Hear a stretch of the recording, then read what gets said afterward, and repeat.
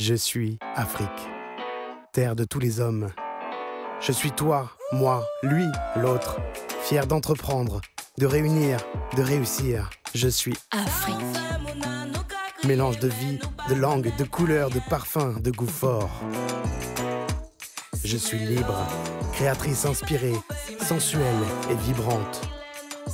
Je suis Afrique des réussites nouvelles. Castel Beer, tout travail mérite sa bière. Produit par Bralico.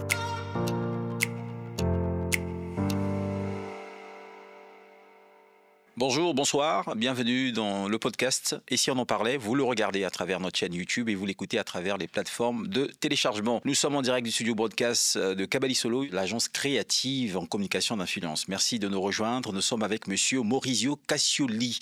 Ça, c'est la prononciation française, mais il y a une prononciation italienne. Maurizio Cascioli. C'est parfait. Vous êtes directeur de l'agence française de développement, c'est ça? Au Congo. Au Congo. Oui, quand vous dites au Congo, ça veut dire qu'il y a plusieurs agences françaises à travers les pays d'Afrique francophone. Tout à fait. Effectivement, on est présent dans 160 pays, donc bien au-delà de l'espace francophone. Désormais, l'Agence française de développement est un acteur mondial, un acteur assez global, avec bien sûr des mandats qui sont très différents quand on intervient en Chine plutôt qu'au Congo, au Maroc ou en Afrique du Sud. D'accord. Et comment ça se passe? Vous êtes un organe dans l'ambassade, vous êtes hors ambassade, puisque 160 pays, c'est quand même très représentatif. C'est assez large, effectivement. On est une des composantes de la politique extérieure de la France, qui est composée de la diplomatie, de la défense, mais aussi du développement, qui est un pilier important. Et effectivement, la France, depuis très longtemps, parce que nous sommes la plus ancienne institution financière publique du monde, on a été créé en 1941, s'est dotée de cette structure qui est en mesure de pouvoir déployer dans les différents pays d'intervention la politique de développement au moins. Donc effectivement, on est un des éléments et un des acteurs de l'écosystème français de la politique extérieure. Ah, ça c'est très bien. Monsieur Maurizio Cascioli, vous êtes directeur de l'Agence française de développement au Congo. Absolument. Voilà. Et vous êtes italien. Comment ça se fait qu'un Italien soit à la tête d'une agence française de développement? Je suis italien. Bien sûr, j'ai aussi la nationalité française, j'ai eu ces privilèges il y a quelques années, mais je pense que la question est intéressante parce qu'effectivement, l'Agence française de développement, bien sûr, elle répond à ces priorités de la politique extérieure française, mais elle était toujours une agence très interculturelle dans laquelle plusieurs nationalités se retrouvent. Je vous le disais, nous sommes présents dans 160 pays dans le monde. La plupart des collègues avec lesquels moi je travaille ici et mes autres collègues directrices et directeurs ailleurs, ce sont des ressortissants des pays dans lesquels on travaille. Et ces personnes, en première, elles peuvent accéder à l'Agence française de développement, à son siège. D'accord. Donc effectivement, bien sûr, quand on regarde les nationalités présentes à l'AFD, on a environ 3500 personnes au total, entre les sièges et les réseaux. On retrouve bien sûr une large majorité des personnes de nationalité française, mais on trouve beaucoup d'autres nationalités européennes et non européennes, y compris africaines. D'accord. Parce que la question qui nous vient à l'esprit, c'est de se dire, la politique étrangère française, elle est tellement sensible, c'est tellement un compartiment très important et très sensible pour la France, pour défendre les intérêts des Français. Comment un Italien va pouvoir faire la part des choses en défendant les intérêts d'abord de la France et ne pas mettre l'Italie en priorité? Effectivement, nous avons des orientations qui peuvent être politiques, qui peuvent être diplomatiques, qui peuvent changer. Donc, on est quand même un bras armé aussi de la politique du gouvernement français, mais nous avons également un caractère universel et comme je vous disais, dans tous les cas, je suis double national et je suis foncièrement très européenne et je crois que désormais il y a une orientation assez commune et assez partagée sur les valeurs, sur des valeurs qui tournent autour de l'aide publique au développement ou comme on l'appelle désormais l'investissement solidaire et durable. C'est quoi une agence française de développement? L'agence française de développement est un instrument assez innovant C'est un instrument un peu hybride parce que nous sommes à la fois une institution financière, donc nous sommes une banque publique de développement, et nous sommes également un établissement public, industriel et commercial. Donc nous avons un conseil d'administration à Paris qui est composé, par exemple, des représentants du ministère des Affaires étrangères, du ministère de l'économie. Donc l'Agence française de développement est un outil d'accompagnement. Notre mandat principal, c'est celui d'accompagner les progrès économiques, sociaux, environnementaux dans le cadre de la politique extérieure, de l'action extérieure de la France. D'accord. Et quand vous dites que vous êtes une banque publique, concrètement, ça veut dire quoi? Vous êtes vraiment une banque? On est tout à fait une banque et c'est vrai qu'il y a beaucoup de méconnaissances à partir de notre nom. On ne s'appelle pas banque, on s'appelle agence. Il y a eu des grands débats il y a quelques années pour voir s'il ne fallait pas changer ces noms pour les rendre un peu plus parlants. Mais effectivement, nous sommes une banque. Les modèles économiques de l'AFD tournent autour des marchés financiers. On sait que les besoins en financement, que ce soit dans les infrastructures, dans les politiques publiques, sont vraiment très importants. Les volumes en dons, en subventions qui peuvent circuler dans le monde, qui peuvent venir de la France, ne sont pas toujours en mesure de répondre aux ambitions et aux besoins. Et donc, il est nécessaire de pouvoir stimuler les marchés financiers. Donc, très concrètement, l'AFD, en tant que banque, émet des obligations sur les marchés qui sont achetées par des investisseurs plutôt responsables, parce qu'on a des rémunérations qui ne sont pas forcément extrêmement élevées, mais en quelque sorte, on vend de l'impact. On propose à des investisseurs de mobiliser les ressources pour pouvoir avoir de l'impact. Et donc, ces ressources que nous levons sur les marchés, ils nous permettent de reprêter à des conditions qui sont plus avantageuses à des pays partenaires, bien sûr à des conditions qui sont différentes là aussi. Si on reprête des ressources que nous avons levées sur les marchés à des pays les moins avancés plutôt qu'à des pays émergents. Mais c'est bien notre modèle, c'est d'avoir cette capacité de mobiliser des volumes financiers importants sur les marchés. Pour faire un exemple, en 2014, nous avons mobilisé environ une dizaine de milliards d'euros pour financer des projets dans le monde. Mais, si vous permettez, on n'est pas qu'une banque, on est une agence publique et donc on contribue aussi à déployer l'effort, ce qu'on appelle l'effort budgétaire de l'État français. Donc il y a une partie des subventions, qui est de la subvention qui vient effectivement des contribuables français, donc de la loi des finances française. Vous connaissez les tensions qui peuvent exister, donc cet effort est extrêmement important, mais aussi de notre capacité à travailler avec d'autres partenaires comme l'Union européenne, par exemple, comme la Banque mondiale, qui nous délèguent des fonds pour qu'on puisse avoir un effet de levier. Les proportions, c'est 85% des fonds qui viennent du marché public et 15% qui viennent, par contre, des subventions et dons, notamment français, mais aussi d'autres partenaires qui nous les délèguent. C'est ça, donc là, vos ressources, les ressources de l'Agence française de développement. Quel est l'intérêt de la France de pouvoir lever tous ces fonds et accompagner les projets, les développer? C'est quoi l'intérêt de la France? Je pense que je ne suis peut-être pas le mieux placé pour en parler parce que l'Agence française de développement est finalement une agence technique. On suit nos orientations, mais je pense qu'il y a d'une part un intérêt qui est universel. Je pense qu'il est important de rester sur cet universalisme. Quand on accompagne les Congos, par exemple, dans des projets de protection de sa nature, ce n'est pas parce qu'on est dans le monde, si vous permettez, des bisounours, mais parce qu'on sait qu'il peut y avoir un impact très négatif sur le Congo et sur tout le monde. Et sur tout le monde. Donc cet universalisme est important et il est important de travailler sur ce qu'on appelle les biens publics mondiaux et l'engagement de la France à travers l'AFD et à travers d'autres instruments sur ces aspects d'universalisme et de biens publics mondiaux est affirmé et fortement soutenu et je pense que les contribuables français, la population française y tient fortement. Après, bien sûr, on intervient aussi pour faire une promotion des intérêts français, que ce soit de l'influence, que ce soit des partenariats économiques. On parle de l'aide déliée, donc les financements français, par exemple dans les infrastructures, ne doivent pas forcément financer des entreprises françaises. Ce sont pas des entreprises françaises qui doivent réaliser les travaux.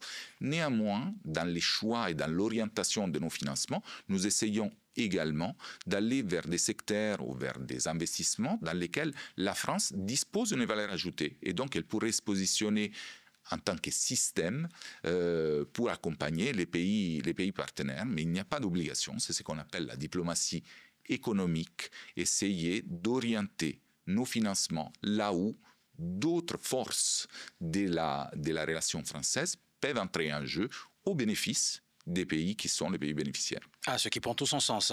Quand vous arrivez au Congo, concrètement, quelles sont vos missions ? Disons que l'AFD au Congo, c'est une très longue histoire. En fait, c'est la plus longue histoire de l'AFD parce que, je vous le disais, on est une institution financière très ancienne, créée en 1941 par le général de Gaulle, avec la Caisse de la France libre. Et après la guerre, cette caisse est devenue un outil de financement, notamment des Outre-mer. Et assez rapidement, au-delà du siège parisien, il a été décidé de créer des installations sur les terrains pour pouvoir être au plus près des pays dans lesquels on allait intervenir. Et la première agence de l'histoire a bien été créée ici à Brazzaville en 1947. Donc nous allons bientôt fêter nos 80 ans ici au Congo. Et notre mission a énormément évolué. Elle a évolué parce que l'histoire a évolué. Forcément, avant 1960, c'était les financements des Outre-mer françaises et ensuite, c'est devenu autre chose. Si on prend notre mandat actuel, notre mandat, c'est vraiment de pouvoir accompagner le Congo dans sa trajectoire de développement économique. Et je pense qu'il y a un intérêt tout particulier dans cette collaboration, que c'est de pouvoir appuyer, accompagner et travailler d'une façon partenariale avec tous les acteurs congolais pour faire en sorte que ce développement économique soit effectivement inclusif, donc qu'ils tiennent bien en considération les ambitions des différentes parties de la population. Je pense aux femmes, je pense aux jeunes qui, au Congo comme ailleurs, malheureusement, de par l'histoire, ont été peut-être laissés un peu plus de côté que d'autres populations, mais aussi le respect de l'environnement. Donc c'est un peu notre mandat, c'est celui de pouvoir accompagner ce type de politique en essayant d'intégrer davantage, plus rapidement, ces types d'approches inclusives et respectueuses de l'environnement. D'accord.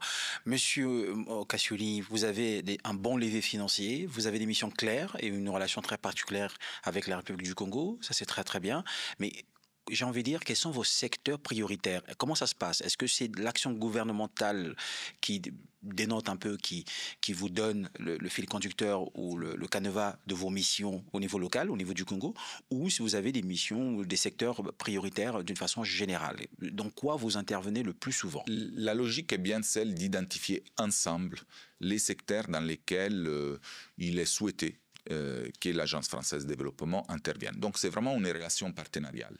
Ça, c'est la première chose. Donc, on n'impose pas, on n'arrive pas avec nos idées de dire on aimerait bien travailler sur la santé ou sur l'éducation. C'est vraiment cette analyse conjointe, cette complémentarité aussi avec d'autres acteurs qui nous amène à mobiliser des fonds plutôt sur tel secteur ou tel autre secteur.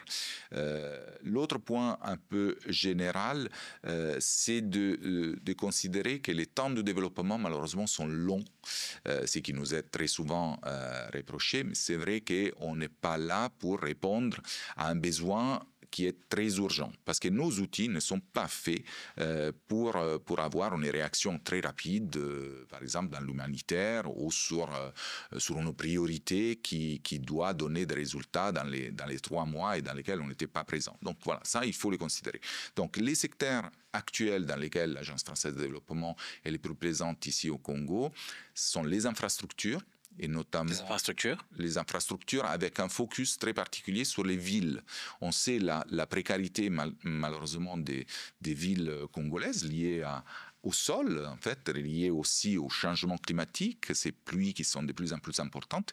Et on voit que les villes, ici comme ailleurs, en fait, ont grandi énormément d'une façon parfois désordonnés, parce que la population s'installe et cherche la meilleure façon de les faire, mais les infrastructures ne font pas toujours avec. Donc on a un partenariat très consolidé et très fructueux, je pense, avec les autorités pour travailler sur les villes et donc tous les aspects des drainages pour pouvoir anticiper les effets du changement climatique et améliorer, in fine, les conditions de vie des populations. Donc ça, c'est effectivement un grand bloc d'intervention.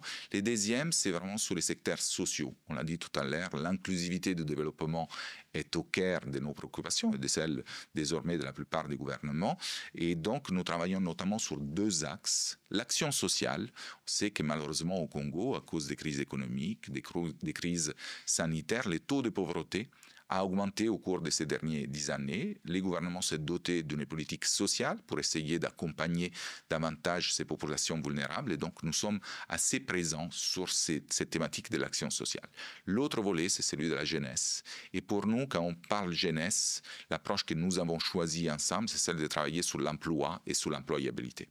Donc ça, c'est le deuxième bloc. Et le troisième grand bloc d'intervention, c'est ce qu'on peut appeler peut-être l'économie verte. Tout ce qui tourne autour, finalement, de l'environnement. Et l'environnement, ça ne veut pas dire forcément juste protéger, c'est vraiment développer une économie autour de l'environnement et des ressources naturelles. Donc, il y a la biodiversité, il y a les forêts, mais il y a aussi l'agriculture. On sait tous les potentiels agricoles du Congo avec un enjeu de pouvoir exploiter au maximum et de la façon la plus durable possible les sols qui sont là et qui sont plutôt fertiles. D'accord. Beaucoup de secteurs, du coup, ça nous fait 3, 4, 5 secteurs prioritaires. Et vous travaillez de connivence avec le gouvernement. Comment ça se passe dans vos rapports de mise en exécution des projets sur lesquels vous voulez agir, vous voulez déployer votre expertise? Donc, le point de départ est de trouver ensemble les points d'affectation. Donc, on répond à une requête. Donc, au-delà du dialogue, ces dialogues doivent être concrétisés par des requêtes précises dans lesquelles nous sommes sollicités pour venir financer un projet. Donc, déjà, il n'y a pas de projet de l'AFD, mais il y a des financements de l'AFD. Moi, je ne gère pas mes projets, mais j'ai fait un suivi des financements que nous mettons à la disposition. Et effectivement, ces financements sont directement mis en œuvre par les bénéficiaires. La plupart des fois, ces bénéficiaires sont des départements ministériels, en fait. Ce sont des ministères qui mènent des politiques ou qui réalisent des investissements.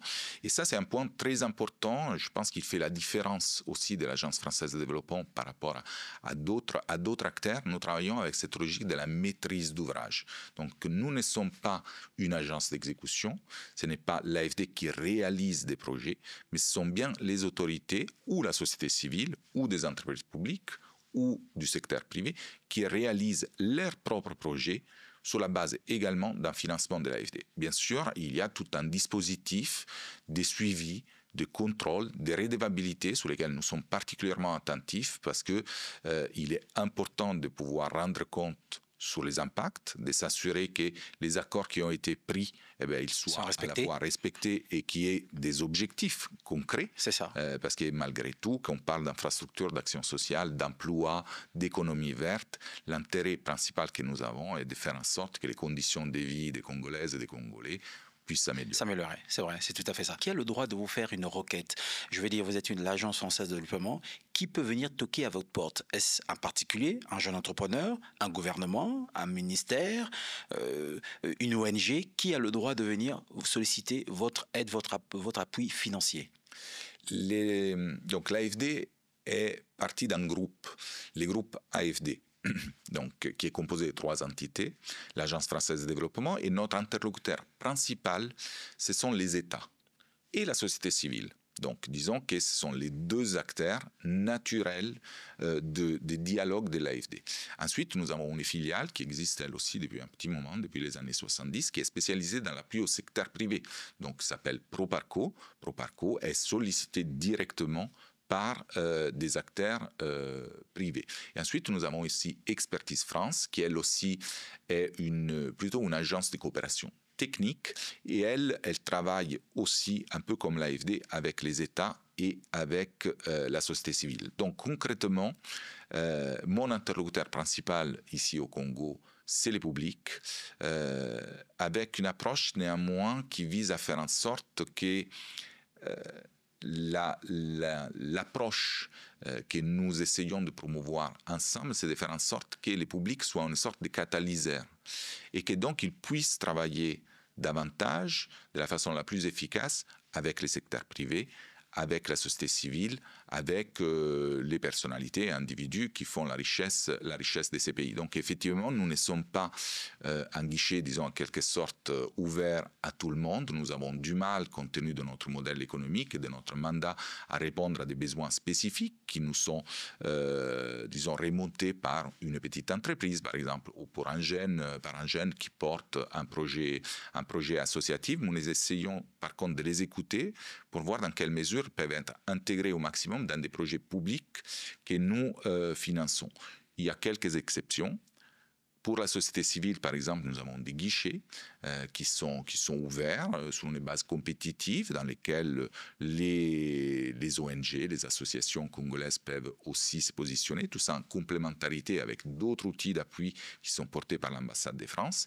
Et il y a aussi certaines entreprises, notamment des startups, qui peuvent faire appel directement à une filiale de l'AFD qui s'appelle Digital Africa, pour pouvoir, par exemple, soumettre leurs projets et mobiliser des fonds de pré-amorçage. Donc, on est vraiment sur la toute petite idée des projets. Ces fonds s'appellent Fusée.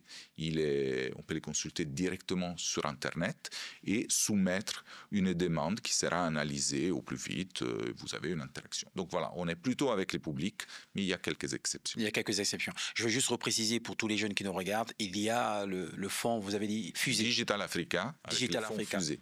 On a reçu un entrepreneur qui avait levé des fonds sur le Précide, mais c'est un petit fonds de démarrage de projet, c'est ça? C'est un fonds de démarrage, en fait, vraiment de pré-amorçage pour passer de l'idée des projets, quelque sorte, au prototypage. C'est un passage assez compliqué parce qu'on commence à avoir besoin de quelques dizaines de millions de francs CFA. Je pense que Fusée est plafonné à 40 000 euros, donc 25 millions. Ils servent à vraiment faire ces passages qui est très important, qui permettent de lever des fonds plus tard. Et effectivement, l'idée de mettre en place un fonds qui soit complètement dématérialisé et donc accessible, c'était aussi pour pallier à une certaine concentration de fonds d'investissement dans certaines régions d'Afrique. On sait qu'il y a une grande attention des fonds d'investissement sur l'Afrique, parce que l'innovation vient beaucoup de ces continents, heureusement. Néanmoins, les fonds d'investissement ont des coûts et parfois, ils ont du mal à couvrir tous les pays. On ne voit pas beaucoup de fonds d'investissement ici au Congo, mais justement, l'idée est de pouvoir les attirer à travers des pré-projets qui peuvent être accompagnés à travers des sujets dématérialisés. Du coup, quand vous avez quand même mis un mécanisme autour du contrôle et du suivi, est-ce que vous ne dédouanez pas un peu trop sur l'exécution des projets ?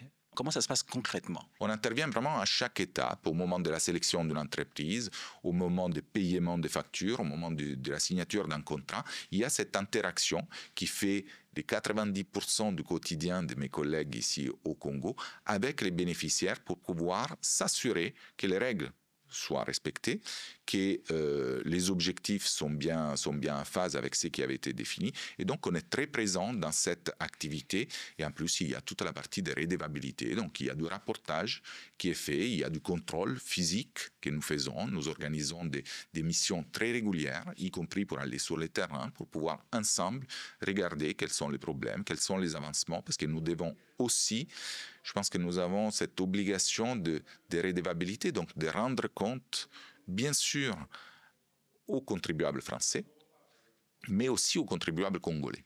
Et pour nous, c'est une priorité de pouvoir montrer la plus grande transparence dans la mise en œuvre des financements que nous octroyons au Congo. Quelles sont les actions qui ont été menées par l'Agence française de développement en République du Congo?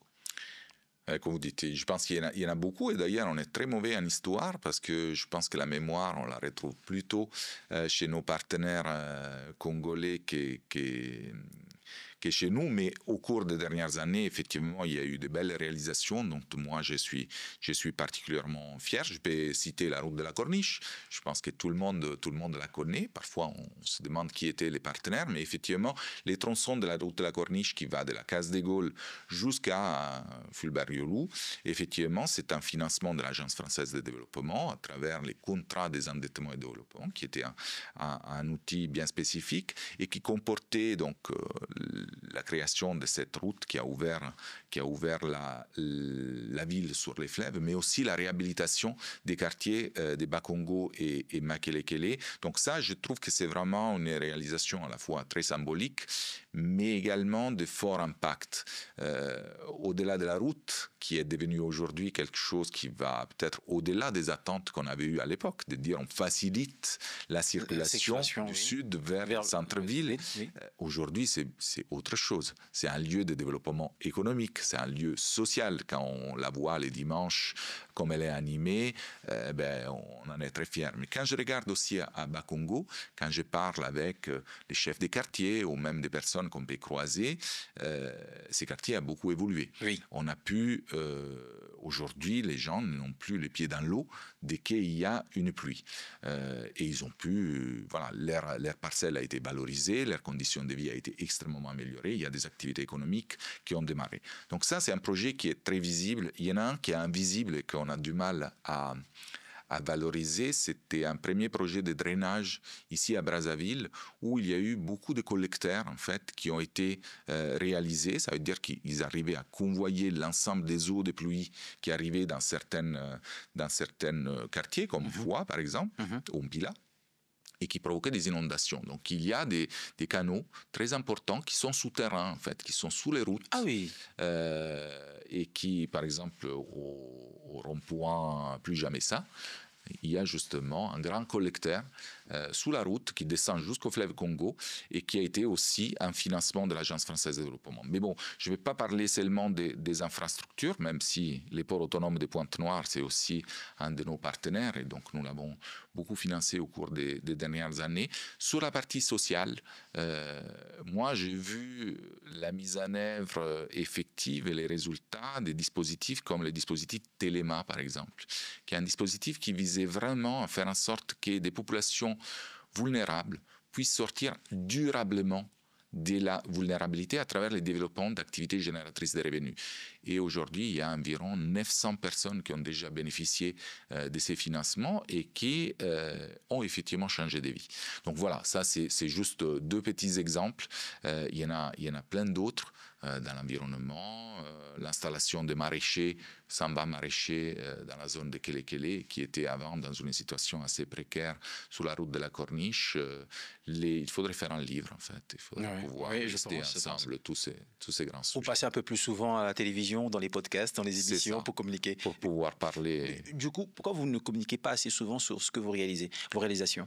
C'est un vrai sujet, celui de la communication, et surtout de la façon de communiquer. Et donc, je vous remercie de m'avoir donné cette possibilité parce que c'est une occasion importante. L'histoire a évolué. Moi, je me souviens quand je suis rentré à l'Agence française de développement il y a 15 ans, l'AFD était très technocrate, était presque très caché. On n'avait pas forcément une grande mission de communication parce qu'on estimait que voilà, on faisait notre travail et il était normal que tout le monde en soit conscient sans besoin qu'on fasse un grand effort. Bien sûr, les choses ont évolué, donc il est nécessaire aujourd'hui de communiquer pour différentes raisons. On essaye de les faire. On essaie de les faire à travers des réseaux sociaux, à travers des émissions, à travers des articles dans les journaux. C'est peut-être pas très efficace. C'est vrai aussi ce que vous dites.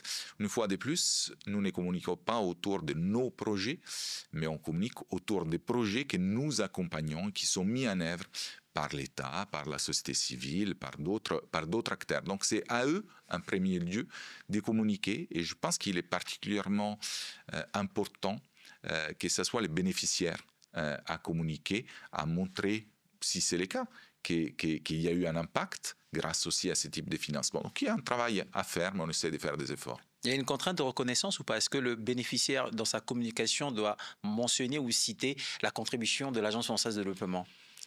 Est-ce que c'est une obligation? On y porte plus d'attention. Donc, effectivement, il est important de pouvoir citer par les bénéficiaires du financement, donc les bénéficiaires primaires, c'est l'État, de pouvoir indiquer que tel ou tel autre projet est financé par l'Agence française de développement. Mais nous ne mettons pas d'obligation. On essaye plutôt d'avoir une logique partenariale et notre fierté est de pouvoir entendre quelqu'un avec lequel on n'a jamais parlé et qui puisse dire ah mais voilà, j'ai bénéficié de Téléma et d'ailleurs ce programme Téléma est appuyé par la France ou par l'Agence française de développement.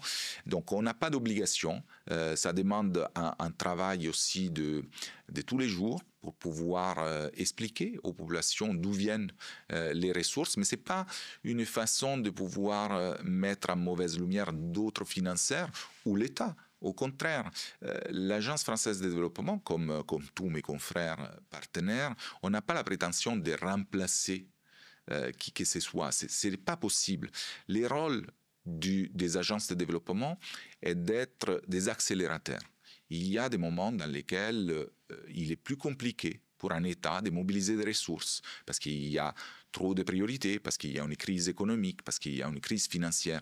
Et donc, notre rôle, c'est aussi de venir accélérer une politique qui prendrait peut-être plus de temps à être réalisée, mais qu'on souhaiterait ensemble faire en sorte qu'elle aille un peu plus vite, parce qu'il y a aussi un besoin. Donc, c'est ce rôle-là aussi qui est très important dans l'accélération, dans l'effet de levier, en fait, faire en sorte que nos ressources puissent permettre d'aller bien au-delà de l'horizon de notre financement qui reste relativement court pour chaque projet. Comment ça se passe, vos rapports avec les autres agences ou les autres organes qui peuvent accompagner financièrement les projets de l'État?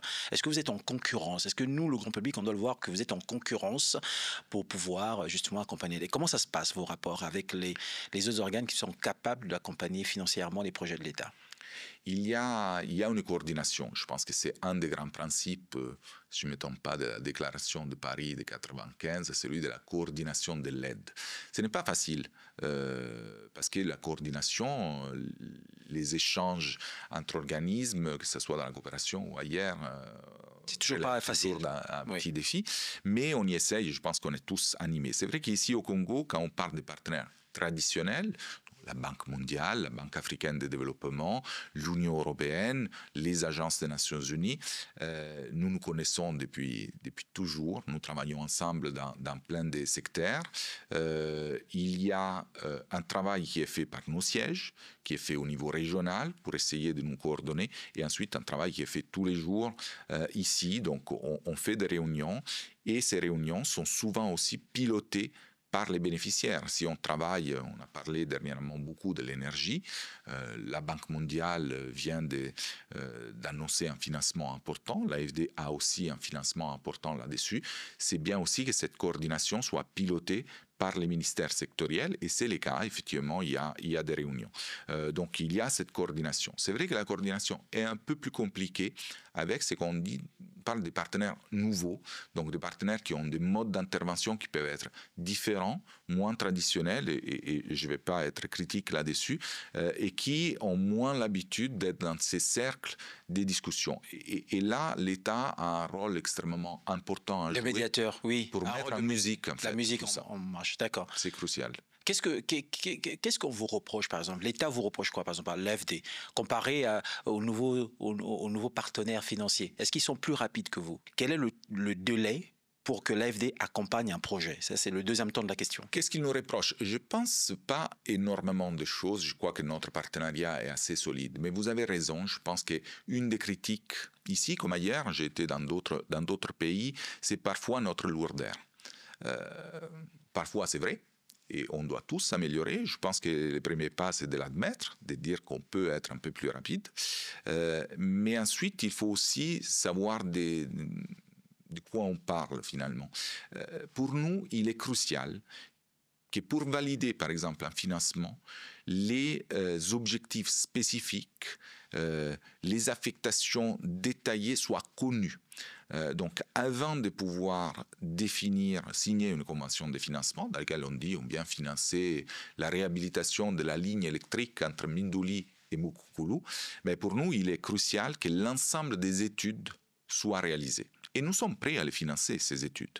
Alors, les études, parfois on dit qu'elles ne servent à rien, qu'elles prennent du temps. Moi, je suis partisan du fait qu'il faut faire des études. Au contraire indispensables. Oui, bien sûr. Et ces études sont à la fois des études techniques, mais aussi des études d'impact environnemental et social. Et ça aussi, c'est peut-être parfois quelques reproches qu'on peut avoir, de vouloir appliquer les plus hauts standards internationaux sur le plan environnemental et social.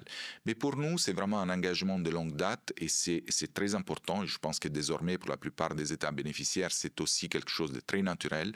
Quand on fait une infrastructure, mais même quand on accompagne l'installation des maraîchers sur un terrain, il faut être sûr que l'impact environnemental soit maîtrisé. Par rapport à l'expertise, comme je vous disais, on est une banque, donc on a un modèle économique. On n'est pas une agence d'exécution, et d'ailleurs, je ne suis pas fonctionnaire, mon salaire n'est pas forcément payé par les contribuables français. Donc, on doit être attentif. Nous avons des équipes qui sont plutôt restreintes. Ici au Congo, je n'ai pas donné de chiffres, mais on a 22 projets actuellement en cours d'exécution, environ 330 milliards de francs CFA investis actuellement en cours. Et pour suivre toutes ces opérations, nous sommes 5. Donc, ça veut dire que nous n'avons pas forcément toutes les expertises à notre niveau. Nous avons un siège dans lequel il y a des ingénieurs, il y a des spécialistes qui viennent en mission assez régulièrement, mais aussi et surtout, dans le cadre de la réalisation d'un projet, les bénéficiaires, donc la maîtrise d'ouvrage, fait appel à de l'expertise, donc recrute toujours sur une base compétitive, ouverte, transparente, des bureaux d'études pour pouvoir se doter des meilleurs conseils possibles et apprécier tous ces éléments qui sont effectivement d'une grande complexité parfois. D'accord. Monsieur Casoli, quels sont les projets à court terme de l'AFD? J'ai cité la Tiémé, donc effectivement, on espère que d'ici la fin de l'année, sur la Tiémé, oui, puissent effectivement commencer. Il y a un projet similaire de drainage des eaux pluviales à Pointe-Noire, dont on parle aussi depuis quelques années probablement, mais qui va démarrer. Donc, très content parce que je pense qu'à la rentrée, les travaux commenceront sur ce qu'on appelle les bassins versants de Chikobo et de Losange, donc plutôt en centre-ville. Ça, c'est sur la partie infrastructure.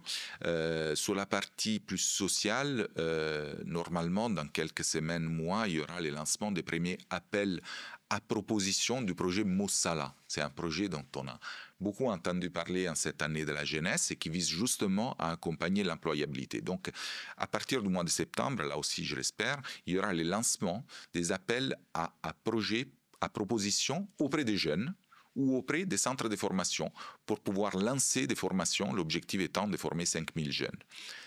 Il y aura aussi quelque chose à suivre et je pense que ça va être très intéressant, l'ouverture du centre multiservice de valorisation des bioressources. Le nom est assez long, mais finalement, c'est quoi? C'est un équipement, une structure qui se trouve au sein de l'université Mariam Gouabi, juste en face de la présidence, et qui est une halle technologique de transformation agricole. Donc, c'est un bâtiment à l'intérieur duquel on va retrouver à la fois des laboratoires, mais aussi des petites chaînes de production sur l'agroalimentaire.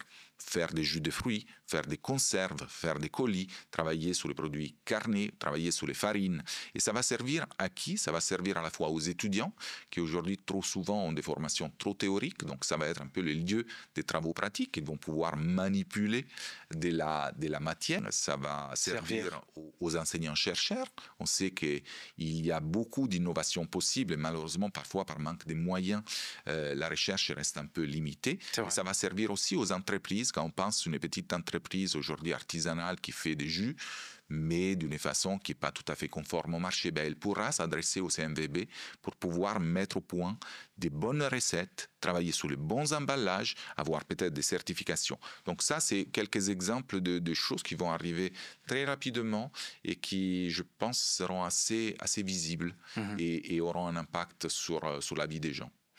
Mais ça y est, l'Agence française de développement fait du bon travail alors. On espère. Hein? Vous n'êtes pas satisfait vous-même? Moi, je suis satisfait. Vous savez, j'arrive à la fin de mon parcours ici au Congo après 4 ans et je vais partir avec un vrai sentiment de satisfaction parce que malgré les difficultés sont celles que nous rencontrons toujours dans la vie, qu'on est à faire les courses ou à amener nos enfants à l'école ou à accompagner un projet de développement, les difficultés sont toujours devant nous. Mais je vois du concret. Je vois des choses effectivement qui sont effectivement réalisées et je vois aussi une volonté d'aller de l'avant. Notre travail finalement c'est toujours d'être dans les dialogues, de trouver des solutions, de faire un état d'avancement, d'aller au-delà d'une difficulté. Et moi, j'ai toujours trouvé en ces 5 ans, en ces 4 ans, une vraie ouverture, une vraie volonté de dire nous avons des ressources, nous avons des objectifs qui sont cohérents. C'est compliqué, mais il faut qu'on y aille. Et on essaye d'avancer. Donc ça, c'est effectivement quelque chose qui nous rend fiers et qui nous motive tous les matins quand on se lève. Et qui vous nomme? Il y a un directeur général de l'AFD? Il y a un directeur général de l'AFD, d'ailleurs, qui est aussi président du groupe AFD, M. Rémi Rioux, qui lui, il est nommé sur proposition du président de la République par les parlements français pour des mandats de 3 ans qui sont renouvelables. Et ensuite, effectivement, à l'intérieur de la gestion propre de l'AFD, effectivement, c'est des processus assez normaux. Ça dépend du type de projet. Pour les managers, c'est notre COMEX, donc notre comité de direction, qui évalue les différentes candidatures et qui nous nomme. Pour des postes plus intermédiaires, c'est vraiment la direction des ressources humaines qui gère nos carrières. Votre partenaire naturel, qui est donc le public, sait où vous joindre ou vous contacter. Mais les exceptions, parce que vous avez mentionné des exceptions des jeunes entrepreneurs. On sait que s'il y a quelqu'un qui a une start-up ou une idée de start-up, peut aller sur Digi Africa. Mais comment on fait pour contacter l'Agence française de développement? Où est-ce qu'on vous trouve? On a un bureau ici à Brazzaville, qui est un bureau public. Bien sûr, nous ne sommes pas forcément structurés pour recevoir les grands publics, mais si quelqu'un cherche une information, on peut passer dans nos bureaux qui sont en centre-ville. Ils peuvent aussi nous envoyer des mails. Ils peuvent prendre contact à travers les différents réseaux sociaux. S'ils cherchent de l'information, les sites Internet de l'AFD est une mine d'informations. Il y a vraiment beaucoup de choses. On a aussi une chaîne WhatsApp qui est dédiée à l'AFD en Afrique centrale. C'est aussi une option. 4 ans au Congo, vous nous quittez déjà par fin de mandat. Vous êtes arrivé au bout de votre mission en République du Congo, où vous vous dites, si j'avais le choix, j'aurais pu continuer parce que j'ai tel projet, j'aimerais bien voir la réalisation jusqu'au bout de ce projet. Vous, Monsieur Kasiolini, si vous avez le choix de rester ou de partir? Je pense que dans notre métier, on vit toujours une petite dose de frustration parce que nos mandats, disons, nos missions sont de 4 ans et le temps d'un projet est souvent plus long. Donc on pourrait toujours avoir envie d'attendre que tel ou tel autre projet aboutisse. Néanmoins, je pense que les cycles de 4 ans sont plutôt bien pensés. C'est un métier aussi très exigeant dans lequel on produit beaucoup de travail, dans lequel on est face à beaucoup de sollicitations. Donc on a cette habitude, on a l'habitude des 4 ans. Bien sûr, moi c'est un pays que j'ai beaucoup apprécié, que je commence à découvrir. C'est pas au bout de 4 ans qu'on a tout compris d'un pays, et donc je pourrais rester encore longtemps. Mais je pense aussi qu'il est naturel que dans notre métier on puisse évoluer, sachant que j'ai une équipe ici à Brazzaville qui est une équipe plutôt stable, qui est composée, comme je vous disais, à 95% par des collègues congolais qui sont là, et c'est eux qui sont l'histoire et l'essence propre de notre présence ici au Congo. Je suis un directeur qui passe, qui essaye de donner son impulsion, qui essaye de donner sa contribution, qui essaye de s'adapter au moment historique dans lequel nous nous trouvons. Mais l'Agence française de développement est toujours là, et elle est solide autour des compétences qui sont les compétences congolaises. En 4 ans, qu'est-ce que vous a le plus marqué? Bonne question. Ce qui m'a beaucoup marqué, c'est les potentiels, je pense. Et aussi la difficulté à l'exprimer. Ça, c'est une évidence. Je pense que la puissance de la nature de ces pays, je ne l'ai vue nulle part ailleurs. Pourtant, j'ai été en poste dans des pays comme le Cameroun ou comme le Bénin, et j'avais beaucoup voyagé aussi en appui quand j'étais à mon siège. Mais on ressent au Congo cette puissance en fait de la nature. Donc ça, c'est quelque chose qui m'a marqué et qui m'a toujours persuadé de cette pertinence de travailler sur les grands dilemmes de comment concilier développement économique et protection des ressources naturelles. Je pense qu'il y a des choses qui se mettent en place qui sont particulièrement utiles. Monsieur Maurizio Kasiolini, vous êtes, je le rappelle, directeur de l'Agence française de développement au Congo, du moins pendant 2 semaines encore. Merci de nous avoir accordé cet entretien. Merci à vous. Merci encore une fois. Merci à vous. Merci de nous avoir écoutés, merci de nous avoir regardés. À la prochaine. Abonnez-vous sur notre chaîne YouTube et écoutez-nous sur les plateformes de téléchargement. Merci. Au revoir.